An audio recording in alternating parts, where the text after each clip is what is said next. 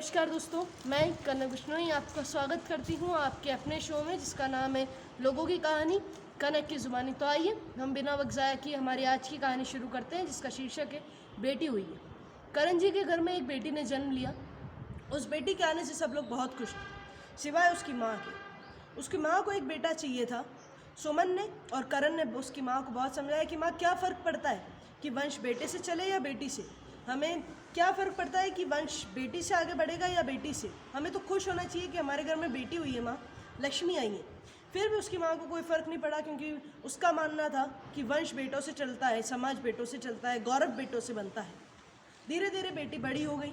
एक दिन जब सब लोग खाना खाने के लिए बैठे तो उसने अपने पापा से कहा कि पापा मुझे आगे पढ़ने के लिए बाहर जाना है, जिसके लिए मुझे दिल्ली जाना होगा। पापा कुछ कहते उससे पहले ही दादी ने फैसला सुना दिया कि नहीं, तू कहीं नहीं जाएगी, जितना पढ़ना था उतना पढ़ लिया, अब घर में रहो, घर के काम सीखो। तेरे लिए रिश्ते वैसे भी बहुत सारे आ गए हैं, अब बड़ी हो चुकी हो, जवान हो चुकी हो, तुम्हें घर से बाहर जाने की अब कोई ज़रूरत नहीं। सब लोग हैरान हो गए थे दादी की इस बात को सुनकर। इला को इस बात का बहुत बुरा लगा था। इला ने कहा कि दादी ये क्या बात हुई, अगर मेरी जगह इस घर में अगर लड़का होता तो वो अगर कुछ भी कहता तो उसके लिए आप पापा से भी लड़ लेती, आप पापा के भी अगेंस्ट चली जाती, इसमें मेरी क्या गलती है दादी माँ। दादी ने बड़े गुस्से से कहा कि चुप रहो, तुम लड़की हो, तुम्हारे लिए ज़्यादा बोलना अच्छी बात नहीं है। मैंने कह दिया कि तुम बाहर नहीं जाओगे तो नहीं जाओगे एंड इज इट। चुपचाप अपना खाना खाओ। इला को बहुत बुरा लगा। कुछ दिनों बाद इला की सगाई हो गई। जिस परिवार में इला की सगाई हुई थी उन लोगों की सोच बिल्कुल अलग थी।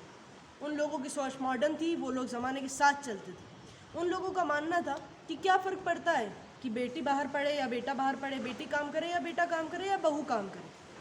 इला की दादी की सोच थी कि बहू घर संभालती हुई अच्छी लगती है, बहू किचन के काम करती हुई अच्छी लगती है। और वहीं इला की सास की सोच थी कि काम तो सब लोग कर लेंगे, काम के लिए नौकर रख लेंगे, लेकिन बहू की सोच, उसके सपने, उसके ड्रीम्स भी कुछ चीज़ होती है। इला की शादी हो गई। शादी होने के बाद कुछ महीनों बाद इला की सास ने एक दिन बैठे हुए दोनों चाय पी रहे थे और उन्होंने पूछा कि इला तुमने क्या करा है। इला ने बड़े अच्छे से कहा कि माँ मैंने ग्रेजुएट कर लिया है और मैंने जॉब के लिए फॉर्म भरा था, लेकिन दादी माँ ने मना कर लिया तो मैंने उस फॉर्म को वापस बुला लिया। इला की सास ने आश्चर्य से पूछा कि क्यों, तुमने ऐसा क्यों करा। इला ने कहा कि दादी ने मना कर दिया था, फिर शादी हो गई और फिर ये सब हो गया। तो इला की सास ने कहा कि एक काम करो इला, तुम कोई नौकरी ढूंढ लो अपने लिए। इला ने बड़े आश्चर्य से पूछा क्या माँ। इला की माँ ने सास ने कहा बिल्कुल हाँ, तुम अपने लिए कोई नौकरी ढूंढ लो, क्योंकि घर के काम तो मैं कर लूँगी। तुम्हारा समय बर्बाद हो रहा है बेटा, तुम पढ़ी लिखी हो, तुम ग्रेजुएट और ऐसे अच्छा नहीं लगता कि तुम अपने टैलेंट को, अपने हुनर को यूँ बर्बाद कर रही हो। घर के काम ही कर रहे हैं ना, मैं कर लूँगी, नौकर कर लेंगे, लेकिन तुम नौकरी करो। देखा आपने दोस्तों, इला की सास में और इला की दादी में सोच का कितना फ़र्क है। जहाँ इला की दादी कुछ और सोचती थी वहीं उसकी सास कुछ और सोचती थी। ऐसा क्यों होता है दोस्तों, हमने क्यों अपनी ये सोच बना रखी है कि बहुएं सिर्फ घर का काम करेगी और बाहर के काम बेटा करेंगे। क्यों बाहर के काम बेटी नहीं कर सकती, क्यों बहुएं को जाने नहीं देता, क्यों बहुओं को इजाज़त नहीं देती। दोस्तों हमें हमारी ये सोच बदलनी होगी। हमें बहू बेटी और बेटे में ये फ़र्क मिटाना होगा। जहाँ बेटी बेटा एक जैसे हैं वहीं बेटी और बहू भी एक जैसी हैं।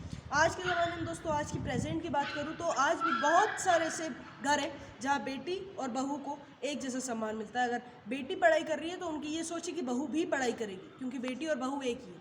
बस दोस्तों मेरी कहानी इतनी सी थी। अगर मेरी कहानी आपको पसंद आए तो इसे लाइक कीजिएगा, शेयर कीजिएगा और कमेंट बॉक्स में मुझे कमेंट करके बताइएगा। और कोरोना बहुत ज़्यादा फैल रहा है तो प्लीज़ अपने मास्क, ये जैसे कि मेरे पास है, मैंने लगा लिया है, तो प्लीज़ अपने मास्क लगाइए, 2 गज की दूरी रखिए, बार बार अपने हाथ को सैनिटाइज़ कीजिए और 2 गज की दूरी मास्क से ज़रूरी। अपने घर में रहे, स्टे होम, स्टे सेफ। फिर मिलेंगे आपके अपने शो में जिसका नाम है लोगों की कहानी कनक की ज़ुबानी। Bye bye.